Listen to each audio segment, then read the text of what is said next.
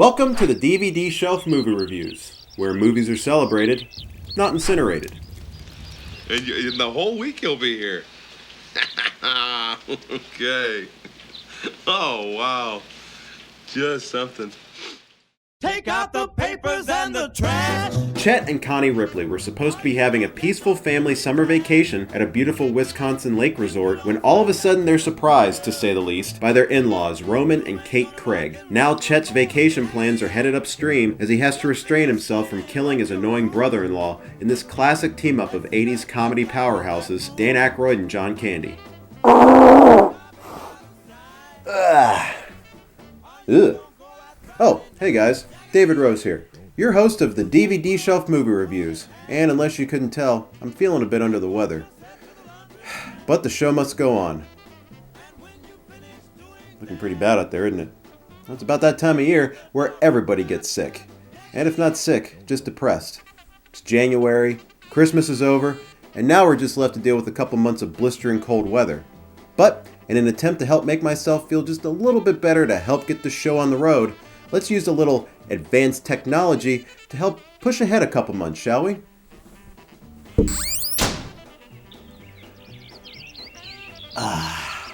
That's better.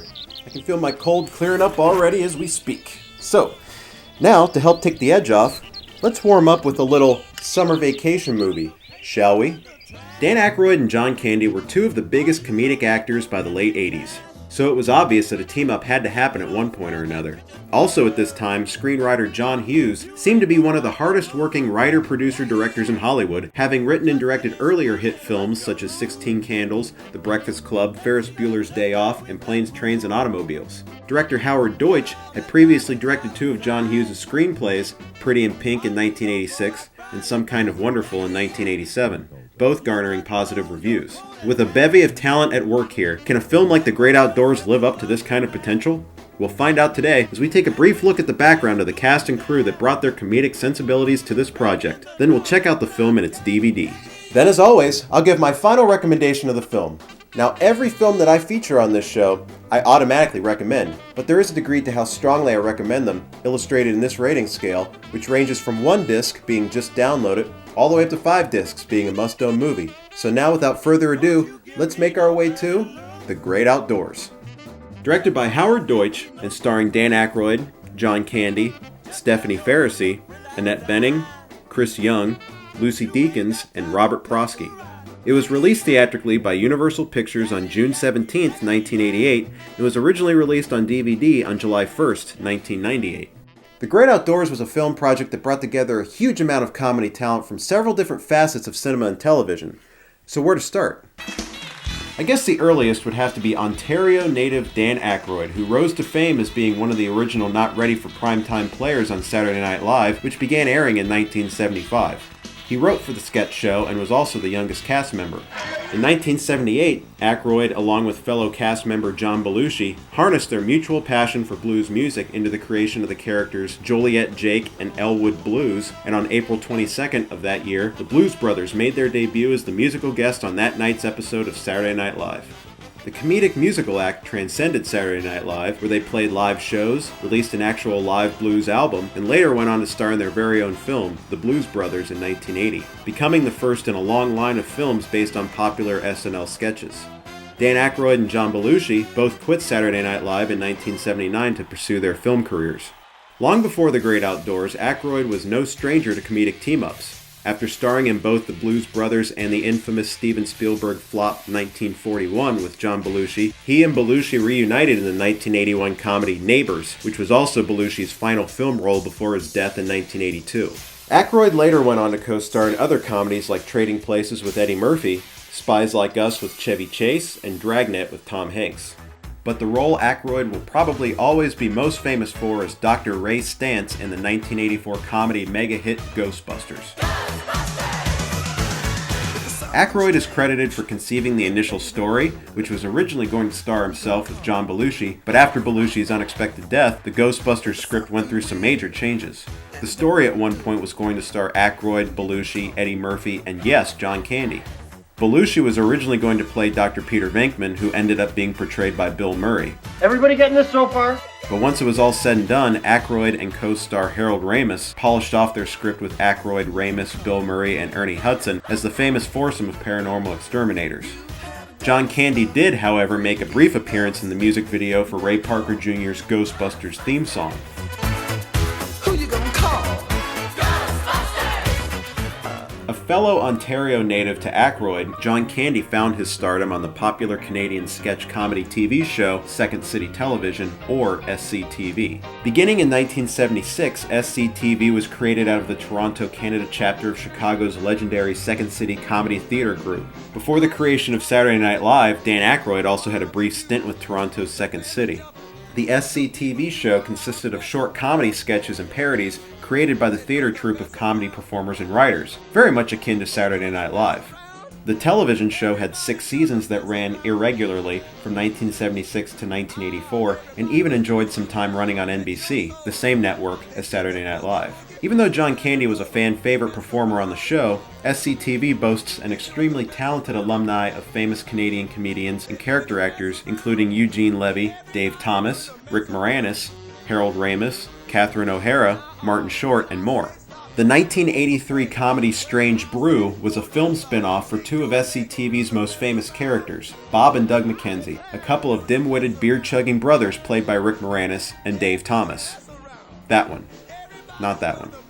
In the late 70s and early 80s, while still being a regular on SCTV, John Candy played several small parts in films such as 1941, The Blues Brothers, Stripes, and National Lampoon's Vacation. At one point, John Candy was cast in Ghostbusters as nerdy accountant Louis Tully, but after some creative differences, he backed out, and the part was later given to his fellow SCTV cast member, Rick Moranis. After he departed SCTV, Candy's star continued to rise as he was starting to get cast in bigger co-starring roles in films such as Splash and Volunteers, both with Tom Hanks, and the Mel Brooks Star Wars spoof, Spaceballs. Probably one of Candy's most beloved film roles was when he was paired up with Steve Martin in the 1987 hit comedy Planes, Trains, and Automobiles. This film was written and directed by legendary writer, producer, and director John Hughes. John Hughes' first major writing job began at the New York offices of the famous National Lampoon humor magazine. One of his most famous writings he did for the magazine was a recounting of an old family vacation from the late 50s. This would later inspire him to write the screenplay for the hit comedy National Lampoon's Vacation starring Chevy Chase. Both National Lampoon's Vacation and Hughes' previous screenplay for the Michael Keaton vehicle Mr. Mom were considered hits, leading Hughes to make his directorial debut in 1984 with 16 Candles, starring Molly Ringwald and Anthony Michael Hall, who was previously featured in Vacation as Chevy Chase's son Rusty Griswold. After 16 Candles became another box office hit for Hughes, he continued his hot streak of both writing and directing. He went on to write and direct the highly influential teen comedies The Breakfast Club, Weird Science, and Ferris Bueller's Day Off, all in just a 2-year span. Drugs? In 1987, he broke away from the teen comedy scene to direct John Candy and Steve Martin in Planes, Trains, and Automobiles, another film he also wrote. While making the film, Hughes simultaneously worked on another writing and directing effort, the 1988 Kevin Bacon film She's Having a Baby. However, Hughes also had the script for The Great Outdoors waiting in the wings. Always happy to pass a script to a colleague or help out an up-and-coming director, John Hughes passed the script for The Great Outdoors to his friend and fellow director Howard Deutsch. The Great Outdoors was the third collaboration between John Hughes and Howard Deutsch. During the height of John Hughes' teen comedy phase, Hughes had not only written and directed 16 Candles, Breakfast Club, Ferris Bueller, and Weird Science, but had also worked on another screenplay for a film called Pretty in Pink that was to again star Molly Ringwald and Anthony Michael Hall. But with the directing jobs Hughes was already in the middle of, he handed the film over to movie trailer editor and music video director Howard Deutsch. As the film began production, Anthony Michael Hall turned down the role of Ducky Dale, the geeky best friend of Molly Ringwald's character, in fear of the continued typecasting of him in all the nerdy roles. The role of Ducky Dale went on to be played by John Cryer. Pretty in Pink was another hit in 1986, and has since become another one of those staples in 80s teen comedies that were made famous by John Hughes, and it isn't uncommon for people to mistakenly think he directed this one as well, since it really feels like his other films. The next collaboration between John Hughes and Howard Deutsch was 1987's Some Kind of Wonderful, another teen movie, this time starring Eric Stoltz and Leah Thompson. Interestingly, Leah Thompson was just coming off the massive success of Back to the Future just 2 years prior. Eric Stoltz was originally cast in Back to the Future as Marty McFly and even shot most of the film, until he was later replaced with Michael J. Fox and it all had to be reshot. Also, this was where Leah Thompson and director Howard Deutsch first met, and to this day have been married since 1989. As Deutsch was directing Some Kind of Wonderful, John Hughes was directing Planes, Trains, and Automobiles. Both films saw great success in 1987, but Hughes was still adamant to move on from the teen dramedies as he was already knee-deep into production, writing and directing She's Having a Baby, a film he called more personal and autobiographical. Howard Deutsch, meanwhile, directed The Great Outdoors, written by Hughes and released in the summer of 1988. Break! Let's go! The film begins with John Candy as Chet Ripley, driving his Chicago-based family to a Wisconsin lake resort for a week-long nature-filled summer vacation. I wonder if they have a lot of chickens now. What's this over here? For prompt service, blow me. It's charming. Yeah! Folks, don't mind Wormer. She hates people. Wormer, Shut up. Where you go? Oh, what can I do you for? What happened to that, that dog's face? Porcupine quills. Loves porcupines, hates people. She's in heat, too. Too bad you're not a dog. Once Chet, his wife Connie, and their 2 boys check into the cabin, everything seems to be going nice and smoothly. Maybe too smoothly, since unbeknownst to them, they're about to get a rude awakening. Connie's sister Kate and her family are being dragged to the same lake resort by her husband, the sleazy know-it-all, Roman Craig. Playing Kate is 4-time Oscar-nominated actress Annette Bening, who, after several small television roles, is making her feature film debut here. Initially planning to vacation in Europe, Roman believes it's a good idea to surprise Chet and his family by tagging along on their family vacation. we're a family, for crying out loud. How many times have we invited Chet and Connie to the islands with us? A dozen? This is a little different. We weren't invited. They'll be tickled to death to see us. Needless to say, Chet becomes furious, but tries to play it cool for the time being, especially for the sake of his wife. The guy's driving me crazy. You're a big man. And you're a nice man, and you're above all this. Oh, don't. Hey, you are. Oh, come on. I know it to be true. I don't. Don't. Come on, I'm mad. I'm mad. Come on. All right. What are you saying? I'm being silly? Crazy. Stop. Can Chet still enjoy a laid-back getaway with his pushy brother-in-law in tow, or will he spend the rest of his vacation up shit creek without a paddle? You'll just have to watch and see. Especially since we throw aside our plans to come up here to show these deadasses how to start to learn to have a good time. Thanks for ruining my vacation, Ripley. What was that? A pretty easy and simple setup, I suppose, right? You don't really need to put an overly complicated plot into a film that's simply meant to team up these 2 comedy superstars. Just give a loose premise and let the actors shine on from there. Well, honestly, I kinda wish this film did more of that. Don't get me wrong, when Aykroyd and Candy are on screen, especially together, the film is completely accomplishing what it set out to do, and there really are some classic funny moments sprinkled in. Gonna introduce Mr. Thick Dick to Mr. Urinal Cake. Jeez, Roman. But looking at who we have putting this film together, you come away wanting more. Some say that if the film had been directed by John Hughes himself, it would have been more successful. I guess I can believe that, especially with what John Hughes was able to get out of John Candy in Planes, Trains, and Automobiles only a year prior. I like me. My wife likes me. My customers like me. Because I'm the real article. What you see is what you get. Candy truly had some great acting moments in that film, but this one doesn't really give anyone that same opportunity. All the actors are just kind of hanging out for an hour and a half, but still that does result in some pretty funny moments. I will say though that the film's biggest flaw has to be the subplot that involves Chet's older son Buck. About 30 minutes or so into the film, Buck runs into Cammy, a local girl. And by runs into, I mean he accidentally violates her with a pool cue. What the hell?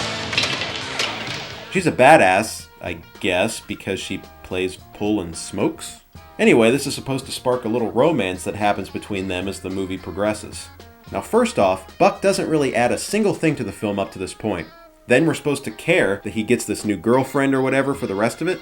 And also the timeline of how all this stuff plays out is the worst. The first night, they meet, and she completely gives him the cold shoulder.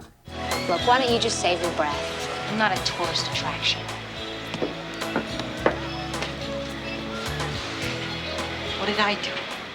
Then, the very next day, he convinces her to go out with him that night. Then this happens. Look, I've never even had a girlfriend. I mean, I've dated girls, but, you know, I've never had one I'd call my girlfriend. What would you call me? Girlfriend? Really? You hump a complete stranger with your cue stick one night, and then the next night she's your new girlfriend? Oh, come on, that doesn't work. At least not the 4 or 5 times I've tried it. Oh, and then the provocative dialogue continues. What time do you get off work tonight? 8. Oh, great, I'll meet you at 9. Okay, where? I don't know, you're the one who lives there. The bait shop? Sure. I'll buy you some worms.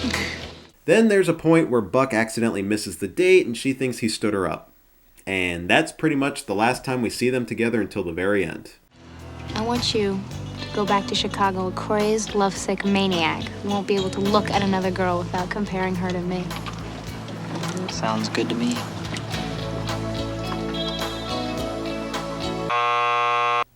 Pointless. Utterly pointless. And the filmmakers felt the need to drive the attention away from comedy giants like Aykroyd and Candy so we can get lines like, "She's so cute." Or, "Can I see you?" If you can find me. And honestly, I don't know who to blame here. I guess you can blame John Hughes for putting this in the story in the first place, which is odd because he clearly wanted to get away from all the teen movie stuff by directing Planes, Trains, and Automobiles the year before. $6 in my right nut says we're not landing in Chicago. And that film got the idea of a buddy comedy completely right. There aren't very many scenes without John Candy or Steve Martin, whether they're together or going their separate ways. That movie was all about them. The Great Outdoors, however, spends a little too much time away from Candy or Aykroyd. Or do you blame Howard Deutsch, who after directing Pretty in Pink and Some Kind of Wonderful, was still caught up in teen romance mode? But at least those films had something to offer. Either way, this film spent what felt like way too much time on a subplot that literally went nowhere. And even though it may sound like I'm ragging on it, the stuff with Aykroyd and Candy is still classic. Also, there are a couple funny sequences with a family of raccoons. And what makes the scenes so unique is that you see them communicating with each other, but instead of stupid voiceovers or creepy digital mouth movements, it's just footage of raccoons with subtitles. I don't know why, but that actually makes it a lot funnier than it should be. Or maybe I'm just stupid. If they had just stuck with this kind of goofy stuff, I think the movie would have ultimately been held in higher regard. Upon its summer 1988 release, I suppose it was a modest hit due to the names behind it, but I'm assuming it just kind of came and went with little fanfare, likely due to lukewarm critical response, and this was a time when almost any movie John Hughes was associated with received generally positive reviews. Oh, come on. It had a fun soundtrack though, which nowadays can be a little hard to come by, but it did feature several tracks performed by Dan Aykroyd's Elwood Blues Revue. The Great Outdoors had an interesting little tie-in with the John Hughes directed film She's Having a Baby that was released only a few months before this. So, before the end credits of the film, Kevin Bacon's character discusses with his wife what a good name for their baby would be. What follows during the credits is this insane montage of recognizable faces simply spouting out baby names. These cameos include many familiar 80s icons, including the cast of Cheers, several actors from other John Hughes films, Bill Murray from the set of Scrooged, and Dan Aykroyd and John Candy, both clearly on the set of The Great Outdoors. Boy, that's random. So, The Great Outdoors came and went. John Candy continued to collaborate with John Hughes for several more movies. In 1989, Candy starred in the hit comedy Uncle Buck, written and directed by Hughes. Where do you live? In the city. Do you have a house? Apartment. On a rent? Rent. What do you do for a living? Lots of things. Where's your office? I don't have one. How come? I don't need one. Where's your wife? Don't have one. How come? It's a long story. Do you have kids? No, I don't. How come? It's an even longer story. Are you my dad's brother? What's your record for consecutive questions asked? 38. I'm your dad's brother, all right. You have much more hair on your nose than my dad. How nice of you to notice. I'm a kid, that's my job. The standout child actor from that film was a young Macaulay Culkin, and John Hughes went on to write another film tailor-made just for him, the 1990 smash hit holiday comedy Home Alone, in which John Candy had a supporting role. Domestically, Home Alone went on to become the highest-grossing movie of 1990. You guys give up, or you're thirsty for more? In the early 90s, Candy went on to appear in several other films, including the box office bombs Delirious and Nothing But Trouble. In 1993, he co-starred in the hit Disney film Cool Runnings, playing the coach of the Jamaican national bobsled team during the 1988 Winter Olympics. Sadly, though, during production of the Western comedy Wagons East, Candy died in his sleep of a heart attack in March of 1994 at the age of 43. Wagons East was completed using a body double and released later that year to scathingly negative reviews. After The Great Outdoors, Dan Aykroyd continued to star in and play supporting characters in a wide variety of films spanning comedy and drama. In 1989, he starred in Ghostbusters 2 and Driving Miss Daisy, with his performance in the latter garnering him an Oscar nomination. He wrote, directed, and starred in the 1991 dark comedy Nothing But Trouble, with Chevy Chase and John Candy playing dual roles. After the box office failure of that film, he hasn't directed a feature since. For the past 20 years, Aykroyd has become an extremely recognizable character actor after gradually steering away from being a comedy headliner. Heading into the 1990s, John Hughes went on to completely abandon the teen comedies that helped put him on the map. The final film he directed was the 1991 comedy Curly Sue, starring Jim Belushi and featuring a very brief appearance from a very young and very unknown Steve Carell. After that, he wrote a string of family comedies, some of them being quite successful, including Beethoven, Home Alone 2 and 3, Dennis the Menace, and remakes of Miracle on 34th Street and 101 Dalmatians. With this drastic change in direction Hughes' career seemed to be taking, he slowly started to fade away from screenwriting. Hughes was no doubt incredibly troubled by the death of his friend John Candy, and it's been said that Hughes would have probably continued directing and producing films had Candy never passed away. In 1994, the same year as Candy's death, Hughes virtually retired from the Hollywood scene and settled down in Chicago with his family. After writing only a handful of scripts over the years, his final screenplay was for the 2008 comedy Drill Bit Taylor, starring Owen Wilson. Then, in August of 2009, while taking a stroll in Manhattan, he was suddenly struck with chest pains. John Hughes died of a heart attack on the morning of August 6, 2009 at the age of 59.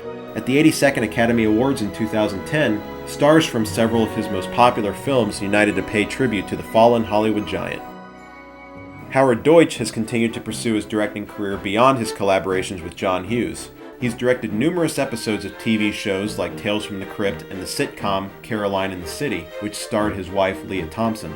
Amongst his film work, Deutsch has directed 3 sequels, even though he, oddly enough, had no part in the making of any of their originals: Grumpier Old Men, The Odd Couple 2, and The Whole 10 Yards. His most recent film was the 2008 romantic comedy My Best Friend's Girl, starring Kate Hudson, Jason Biggs, and Dane Cook. So, here we have the DVD for The Great Outdoors. And boy, is it slim pickings. You can tell this is an older DVD release by the inclusion of production notes and cast biographies as special features. Can you believe early DVD releases actually expected you to read shit? Ridiculous. Oh, and there are a couple trailers for the film as well. That's about it. Also, since it's an older release, be prepared to watch the movie like this if you're watching it on an HD TV.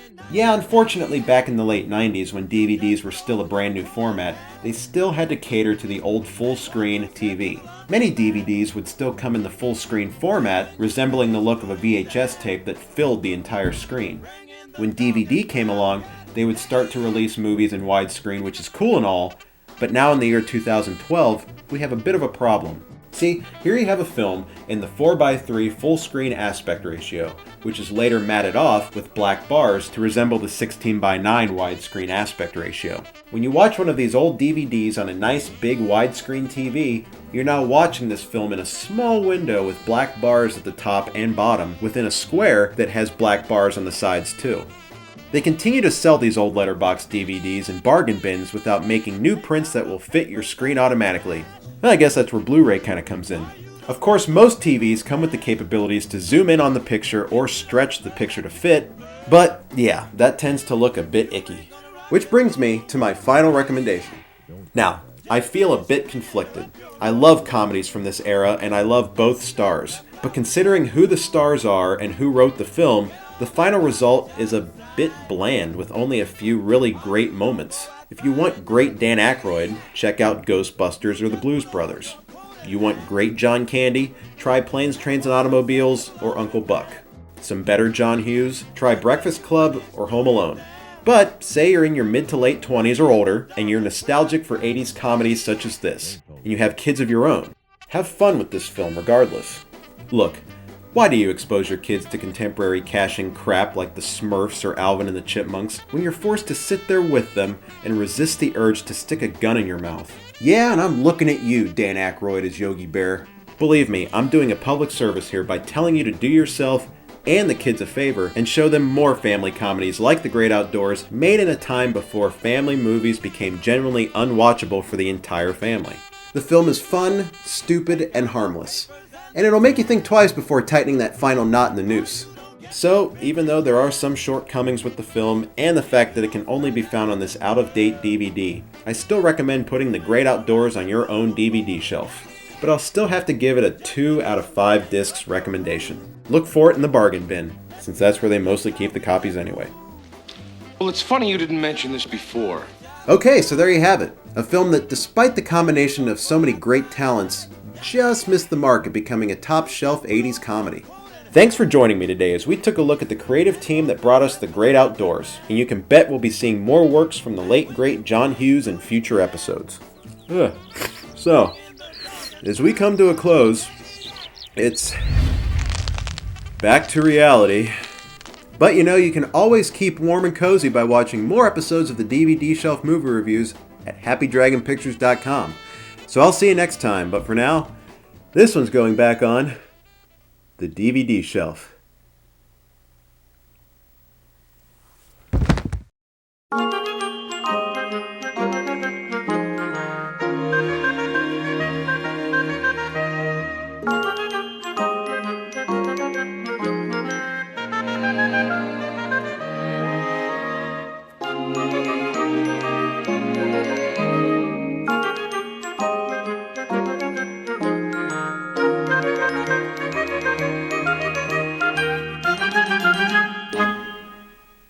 Well, now I look like the Unabomber.